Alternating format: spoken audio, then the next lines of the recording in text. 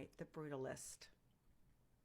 Went to see it last night, and first I wanted to say that this is a filmmaker's artwork, and I can appreciate that. I can appreciate Brady Corbet's art, but I was not a fan. Okay, so let me start with saying that the casting. Adrian Brody, brilliant, deserved that Golden Globe that he was given. He is magnificent. And that's sort of where it ends for me. Felicity Jones, I'm sorry, I did not believe her to be the wife of Adrian's character. She just was not believable to me. There was no on-screen chemistry between the two of them. It seemed very forced to me.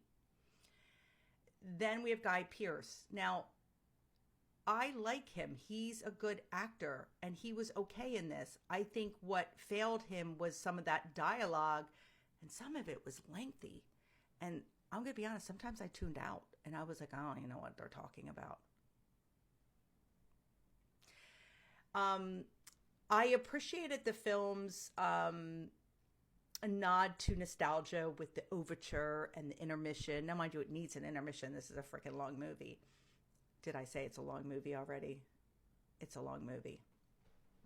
That's pretty much it for me, where it is. Now, there were moments in the film where the cinematography was beautiful, but then there was a lot of times where I'm like, I'm not into the way that this was filmed.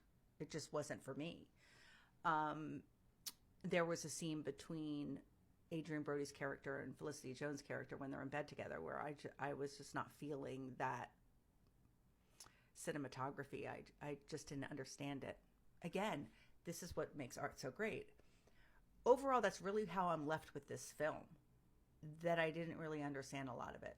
And I felt like things were being pieced together and we were expected to believe things that just, to me, did not feel like they were believable at all.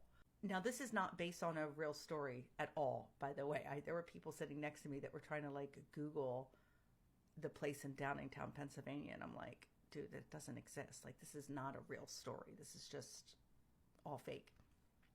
It's not even based off of anybody. It's not based off a real architect. There were a lot of plot holes in this. And I'm not going to tell you what they are, because a lot of people are like, oh, you say there's plot holes, and what are they? I'm not going to say what they are, because then I'm going to tell you what the movie is. But if you watch this film and do not come away with saying there were plot holes, I don't know what to say for you. There are definite plot holes. Now, were they intentional to make the viewer wonder? I don't know. Because I will tell you, I walked out of this film with a lot of why. Not so much for the plot holes, but why did they introduce certain story pieces and elements to the film that I felt were unnecessary? I don't know.